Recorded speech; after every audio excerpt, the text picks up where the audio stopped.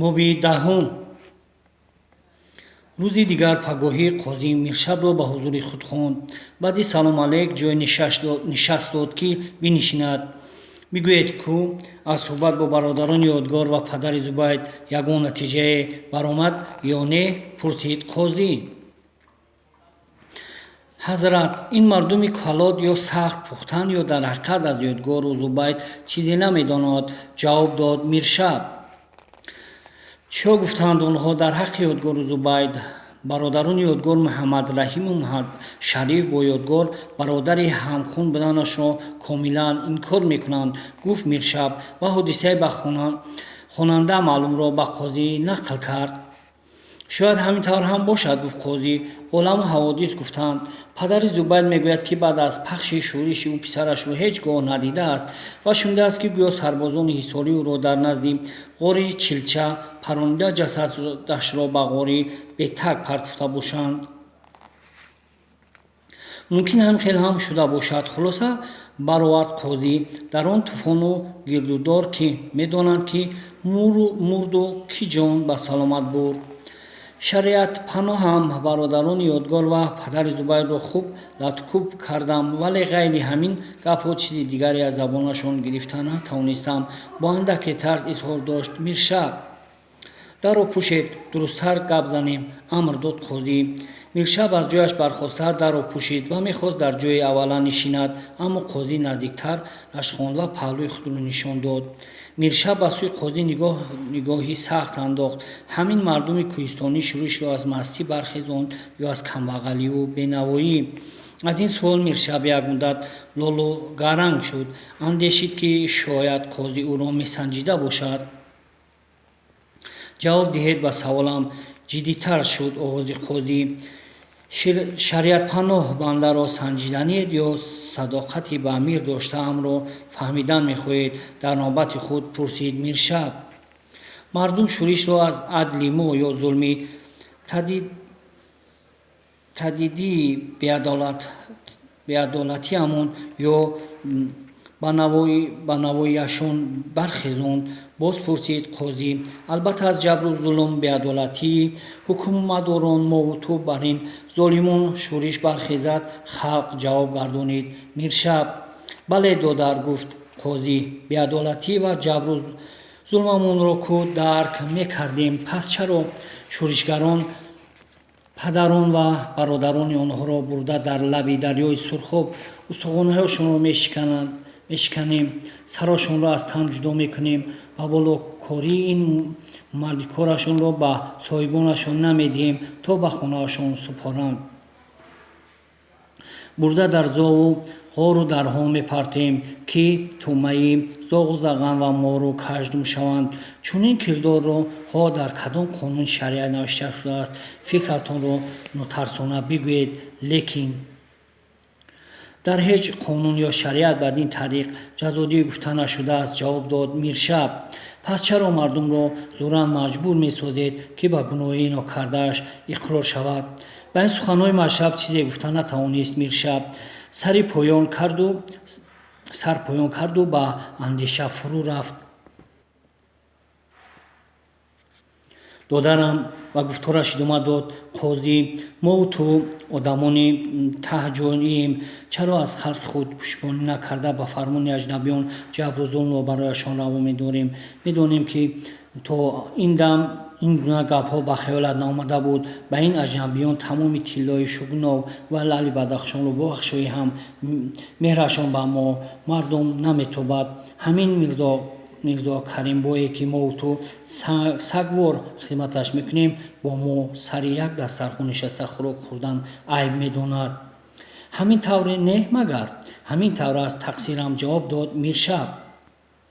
ҳамин хел ки бошад, чаро мову ту фармони ин разилро бекаму кос ба ҷо орему хеш табори худро ту шӯришгар, ту ба муқобили ҳукумат баромадӣ, гуфта оварда ғала нобудашон созему аҷнабиён тамошо карда шинанд.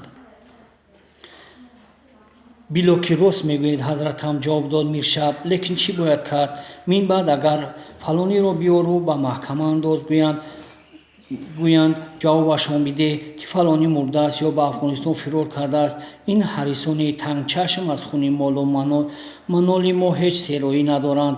Инҳо моро мекушанд, ҷон канданамонро тамошо мекунанд, нонамонро мехӯранду намакдонамонро мешикананд. Тангаву тиллое, ки дар тумани балҷувон аст, покшӯй карда мебаранд. Ин аҷнабиёни разил асло барои ободонӣ не, барои ҷонамонро рабудану мулкамонро ғорат кардан, моламонро ба яғмо бурдан омаданд. Било ки рост мегӯед, шариат паноҳам, ҷавоб дод Миршаб.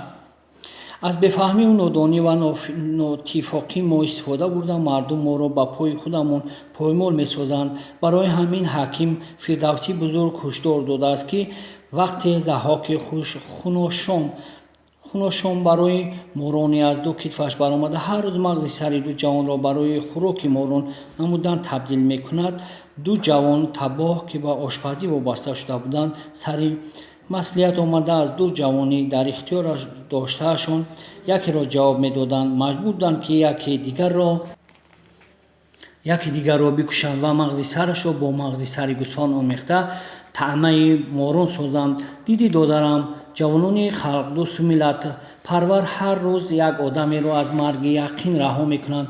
мо бошем бинобар нодониву номутафиқиамон агар аз боло салаб биёр, гӯянд подшоҳ дуздро ёфтем, гӯён пеш аз садҳо калла мебарем. аз каллаҳои мо манора месозанду асло миннатдор намешаванд. агар раванду бо баҳтимо мо ё ту касе ба Мирзо Каримбой бадгӯӣ кунад, тақдирамон ба қисмати он одамоне монанд хоҳад шуд, ки ҳар рӯзи ҷумъа дар миёни бозор сар мезанемаш. аз ин рӯ халқро бисёр хорузор таъхир накунем ва азобаш надиҳед. худованд касеро ба ғазаби халқ гирифтор насозад. агар кас худо накарда махов шаваду худро аз назари халқ ниҳон гирад, боке надорад. вале агар одам аз назар ва эътиқоди халқ дур афтад, корест басо мушкил. боз таъкид мекунам, додари азиз, ки ин аҷнабиён бор халтаашонро пур мекунанду мераванд. мо ту ҷои рафтан надорем ва дар ҳамин ҷо мемонем. коре кардан зарур аст, ки баъди рафтани хоҷагони палидамон халқи таҳҷоӣ ба рӯямон дурусттар назар андозанд. шариатпаноҳам, гуфт Миршаб, ҳозир рафтан мефармоям, ки падари Зубай ва бародарони ёдгорро озод намоянд. андак бист. гӯшам ба шумост, тақсирам, гуфт Миршаб. худат хуб медонӣ, ки дар қонун ва шариат наомадааст, ки бо гуноҳи писар додару падар бародарро бар ҷазо бикашанд. гуфт қозӣ, ин ҳеҷ аз рӯи адолат нест. ҳамин тавр аст, тақсирам, ҷавоб дод Миршаб. агар ҳамин тавр бошад, чаро онҳоро ба маҳкама кашидӣ? фармони боло буд, тақсирам. бираву аввал аз онҳо узр пурс, пас он ҷавобашон бидеҳ. фармуданд қозӣ, баъд биё бо ту гапи муҳим медорам. Миршаб рафта падари Зубайд ва бародарони ёдгорро ҷавоб дод. акнун аз онҳо узр пурсид ё не, худ ё медонаду Худованд. муҳим он аст, ки маҳбусон аз кайку канахона озод шуданд.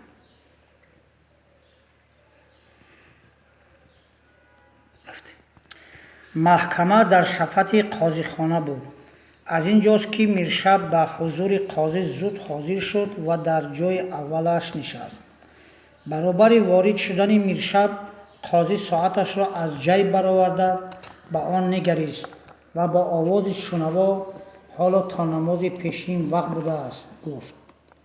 баъд рӯ ба Миршаб оварду гуфт: дишаб дар хонаи мо як ошнои ниҳоят бои қубодиёнӣ, ки Домулло Мансураш мегӯянд, меҳмон шуд.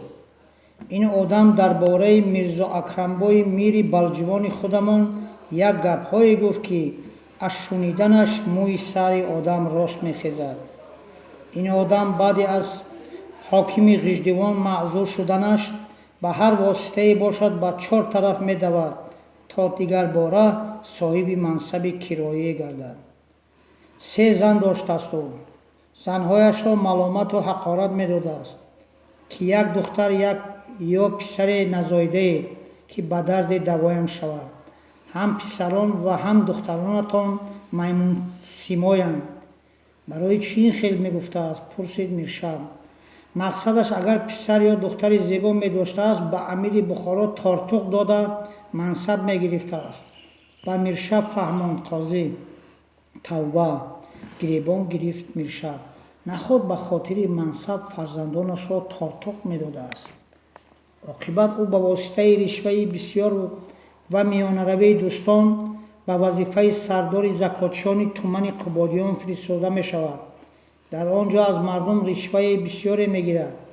рӯзҳои ҷумъа ба бозор рафта, ба молфурӯшон дарафтода бар сари ҳар мол 2-3 тангаи, аз уштурфурӯшон 10 тангаи закот мегирифтааст.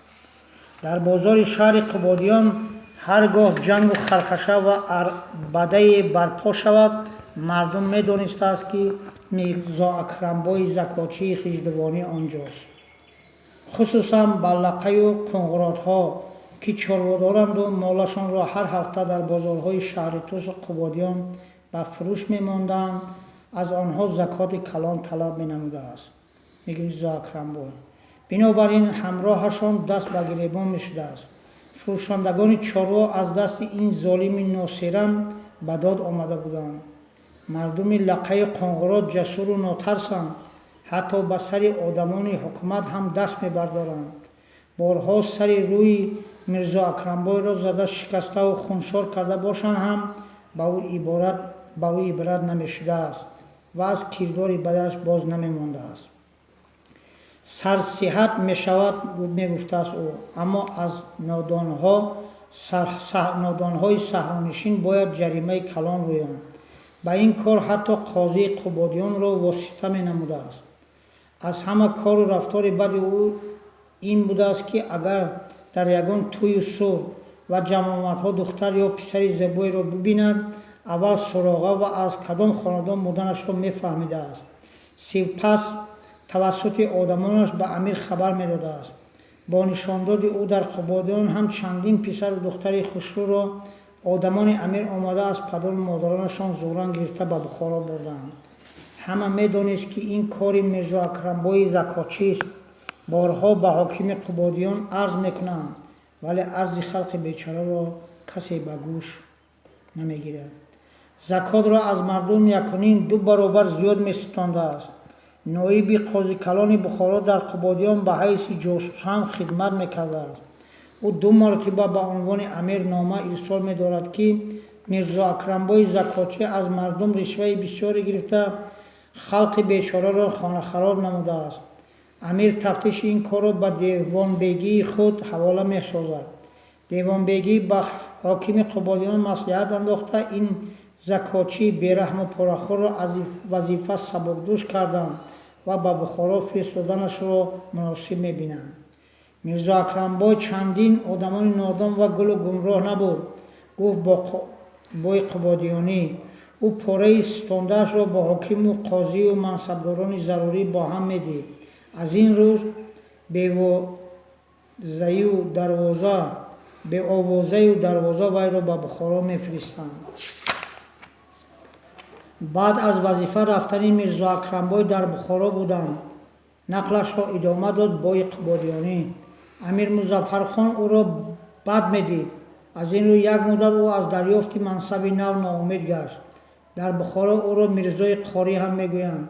метарсид, ки ба амир наздик шавад. пулҳои аз Қубодиён рӯёндаашро ба деҳқонону савдогарон ва косибони қарзхоҳ 2% қарз додан мегирад ва дар деҳа зиндагӣ кардану аз чашми амир дур буданро авлотар меҳисобад. вале фурсати қулаб мепояд, то дигарбора ба мансаб соҳиб шавад. вақте амир Музаффархон мефавдад, ба маснади ӯ писараш амир Абдуллаҳ-аҳадхон менишинад. ин барои Мирзо Акрамбой Мирзо Қорӣ фоли нек буд. дар дилаш шӯълаи умед падид меояд. акнун дар андеша ва талоши гирифтани ягон мансаб мешавад. шабу рӯз фикр мекунад, ки бо кадом роҳу восита ба дарбори амири наву ҷавон роҳ ёбад ва ба илтифоташ сазовор гардад. шаби аз шабҳо фикру андеша ва мақсаду маромашро дар хонаи зани калонияш дар хилват ба ӯ баён месозад. Мирзо Акрамбой: шумо ибодатпошо дар ҳама кор ба ману ҳамдаму раҳнамо будед, мегӯяд. Мирзо Акрамбой: бо як қадар меҳрубонӣ сохта вақте расидааст ки ба амири нав тӯҳфаи муносибе пешкаш намуда, ярлики мансаби навро бояд гирифт. тӯҳфаи муносиб зебии духтаратон, бе ягон андеша изҳор намуд ибодатпошо. аз зебӣ дида тӯҳфаи гаронбоҳӣ ёфт мешавад магар? чунки солҳои дароз пайту фурсат меҷуст то аз палонҷаш қасд бигирад.